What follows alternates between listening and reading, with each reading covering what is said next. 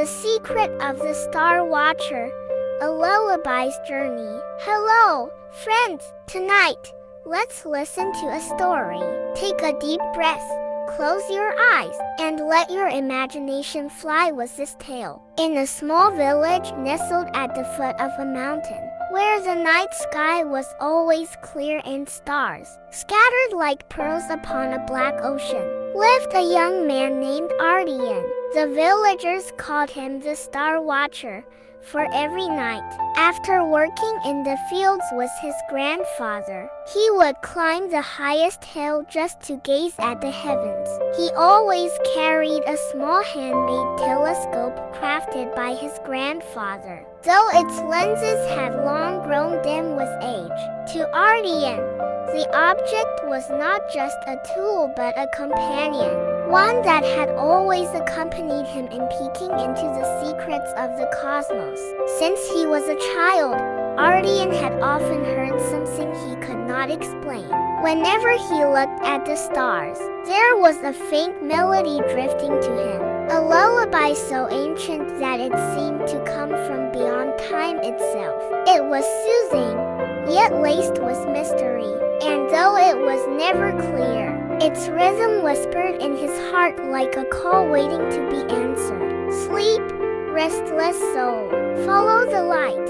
Follow the song. That was the impression it always left upon him. The villagers thought he was merely dreaming or imagining things, but Ardian never cared. The older he grew, the stronger the melody became, until he was certain it was not just a sound, it was a call, a message from the stars themselves, guiding him towards something hidden, something greater. One night, under a full moon, when the wind fell silent and the forest lay still in deep slumber, the lullaby reached him more clearly than ever before. Its tone resonated through his very bones, leaving him trembling. Ardian looked to the sky and saw one brilliant star shimmering brighter than the rest. It flickered 3 times before releasing a silver light that fell directly upon the hill where he stood. The light coalesced into a glowing circle, swirling as if inviting him in. Ardian held his breath, his heart caught between awe and fear. Yet something within him already knew he was meant for this. Without hesitation, he stepped forward into the light. In an instant, the world around him changed. No longer was he standing upon the grassy hill with pine trees swaying around him. He found himself instead in a vast meadow filled with luminous flowers. Their petals glowed softly, casting a gentle light upon the ground. And above stretched a night sky so close it seemed he could touch the stars with his fingertips. But these stars were not still. They moved gracefully, dancing in patterns to the same lullaby now echoing in his ears as clearly as a choir of voices. From the moonlight emerged a figure, a woman with long flowing hair that shimmered like a galaxy, her eyes reflecting constellations that shifted and sparkled as she blinked. She smiled at Ardian with warmth. "Welcome, Star Watcher," she said, her voice carrying the beauty of a song. "I am Lyra, keeper of the lullaby. The melody you have heard since childhood was no dream. It was a call, a summons. You have been chosen to journey into the deepest mysteries of the cosmos, to hear the secrets whispered by the stars themselves." Ardian could hardly believe her words, but his heart told him it was true. Lyra extended her hand, and together they walked upon a glowing path. Around them rose crystalline trees, each trembling in harmony with the rhythm of the universe, while rivers of silver flowed, reflecting memories as if they were mirrors of time. As Ardian gazed into one river, he saw a vision of himself as a lonely child on the hill, softly humming along to the lullaby he could not understand.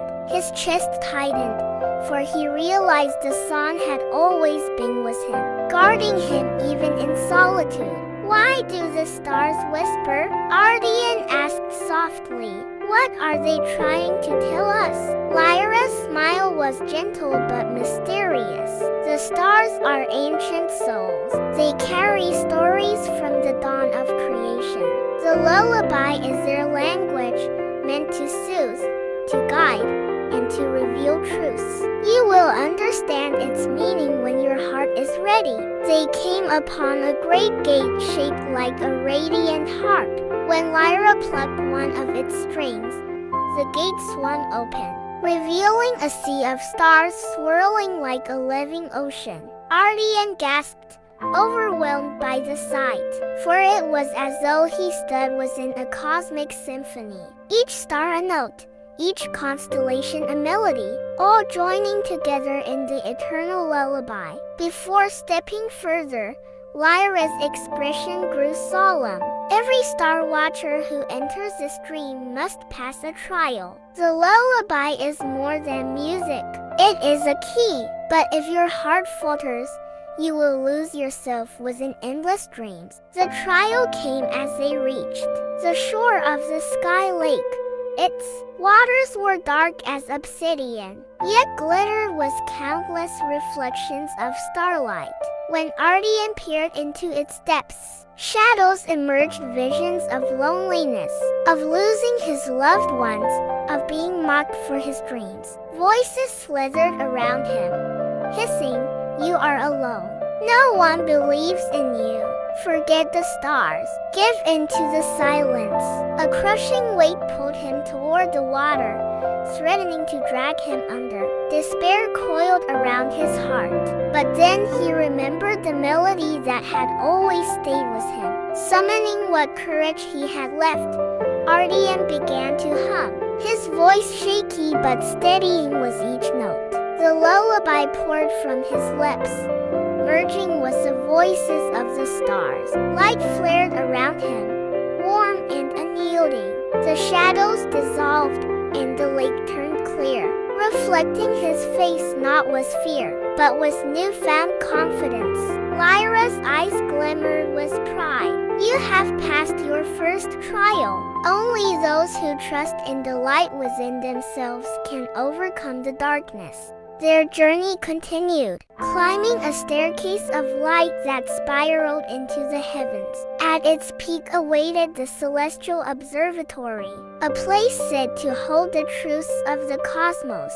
Scrolls of pure radiance floated around them, each containing a fragment of star song, each carrying wisdom from beyond time. Ardian reached for one, and as his hand touched it, he was overwhelmed by the sound of millions of voices whispering in harmony. "We are the witnesses of time," the voices said. "We sing so that mankind does not forget. Every soul is a light, and every light has its place among the stars." Tears streamed down Ardian's cheeks. At last, he understood. The lullaby he had heard all his life was not merely a song, it was a message, a reminder that no matter how small, every human being was part of the greater whole, each life a star shining in its own right. Lyra watched him with tenderness, her smile tinged with sorrow and joy. "That is the secret the stars wish to share. They want you to remind the world that no light is ever in vain." But dawn was approaching. Lyra turned to him with a soft gaze. "Your time here is ending. The world you came from awaits. The lullaby was never meant for you alone, Ardian. It is for every restless soul, every heart that has forgotten its own light." She placed a small, glowing lyre into his hands. "Take this. Whenever you play its strings, the world will hear the whispers of the stars." Ardian stepped once more into the circle of light, and in the blink of an eye, he was back on his familiar hilltop. The sun was rising, but the lyre remained in his grasp, radiant as ever, his chest filled with gratitude, for he knew this was no dream. From that day forward, Ardian was no longer only the star watcher. He became the guardian of the lullaby. Whenever he strummed a lyre, its melody drifted through the village, soothing the hearts of those burdened with worry, comforting those who had forgotten hope. To the villagers, it felt as though the stars themselves had descended to sing for them. And whenever Ardian looked to the night sky, the stars shone brighter, twinkling in rhythm as if thanking him. He smiled, for he knew he was never alone again. He was part of the eternal song of the cosmos, part of the endless light guiding weary souls toward peaceful dreams. The legend of the moon and the child of the sea. Hello, friends! Tonight I will share with you a long tale. Close your eyes, take a slow breath, and let your imagination fly along with this story. In a small coastal village, where the waves touched the wooden boats resting on the shore, lived a boy named Samudra. His name meant ocean, and perhaps it was fate, for he spent most of his days staring at the endless blue waters. Every evening, while the villagers rested after a long day of fishing, Samudra would climb into his tiny boat. He would row gently away from the shore and sit quietly, gazing at the bright, silver moon above. "Good evening, moon," he would whisper softly. It was his habit, his little secret.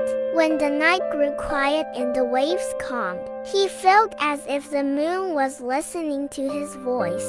Samudra had lost his parents to a storm years ago. Since then, he often felt lonely, but talking to the moon gave him comfort, like speaking to a friend who never left. One night, something extraordinary happened. The moonlight on the water shimmered brighter than usual, forming a silver path that stretched toward his boat. Then, from the light, a gentle voice echoed, "Good evening, Samudra." The boy froze, his eyes wide. The voice was clear, soft, and filled with warmth.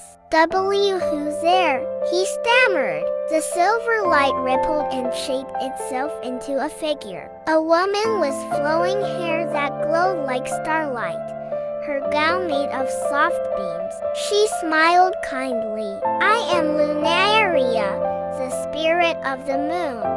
I have heard your whispers all this time." Samudra's heart raced. "So, the moon really listens to me?" Lunaria nodded. "Yes. Every word, every sigh, every dream you've spoken, I have carried them across the night sky." For the first time in a long while, Samudra felt truly seen. From that night onward, whenever he rode to the sea, Lunaria appeared, and they talked. He told her about his village, the fishers, the laughter of children, and his dreams of protecting the ocean. Lunaria listened with gentle eyes, like a mother to a child, or a friend to a friend. But soon, shadows began to stir. The once clear sea grew restless. Fish vanished from the nets. Storms came more often, and the villagers whispered of a curse lurking in the depths. Samudra grew worried. "Lunaria, why has the sea become so dark?" Her smile faded. "The seal of the abyssal realm is weakening. Deep beneath the ocean lies a stone of light, a gem that connects my moonlight to the sea. If the darkness consumes it, chaos will rise, and your world will drown in storms." Samudra shivered. "What can we do?" "You, Samudra," Lunaria said gently, "must journey to the depths and restore the stone's light." His eyes widened. "Me? But I'm only a boy." She touched his chest with a beam of light. "Even the smallest flame can guide a ship through the darkest night. Courage, not strength, is what the sea needs." The next night, under the full moon, Samudra set out. Lunaria's light wrapped around him, forming a shimmering shell that let him breathe underwater. With a whisper of ancient waves, the sea parted, and a mighty creature appeared, Okeanos, the guardian whale. His body was vast, glowing faintly with ancient marks across his skin.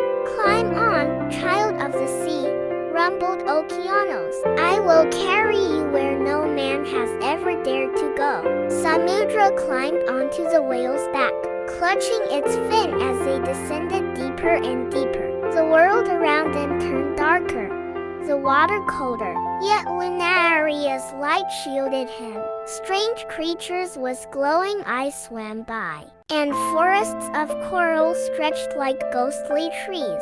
Finally, they reached a cave where the stone of light rested. But before Samudra could approach, a shadow uncoiled from the darkness. It was a massive black sea dragon, eyes burning red, scales sharper than coral. It roared, shaking the seabed. "The stone belongs to me. Leave, human, before I crush you." Samudra trembled. His heart screamed to run, but he thought of his village, of his grandfather, and of all who depended on the sea. With shaking voice, he shouted, "I will not leave. I must protect the sea." The dragon's laughter was cruel. "You think courage can defeat power?" With a surge, it spat a torrent of black current. Okeanos dodged, shielding Samudra. Lunaria's voice echoed in his heart. "Do not fight with anger. Use your heart, Samudra." Samudra closed his eyes, placing his hand on his chest. The moonlight within him pulsed and formed a pearl-shaped glow. It became a shining spear of silver. He swam forward, facing the dragon. "I don't fight because I hate you," he said firmly. "I fight because I must protect everyone I love, and I believe even you can be freed from this darkness." With all his courage, he drove the silver light into the seabed before the stone of light. A burst of brilliance filled the ocean. The darkness cracked, shattering into shards of shadow. The dragon howled, its form breaking apart, until it turned into a small blue fish, swimming freely at last. The stone of light glowed stronger, sending beams up to the surface, reconnecting with the moon. Lunaria appeared, her form radiant. "Samudra, you have done what no one else could. You have saved both the sea and the sky." Exhausted but smiling, the boy whispered, "I only wanted to protect them, just as the sea has always protected us." Okeanos carried him back to the surface. The night sky was clear, the full moon shining brighter than ever. The waves sparkled gently, no longer filled with anger. Lunaria's form began to fade. "It is time for me to return. But remember, Samudra, whenever you gaze at the moon, I will hear you." Tears welled in his eyes. "Will we meet again?"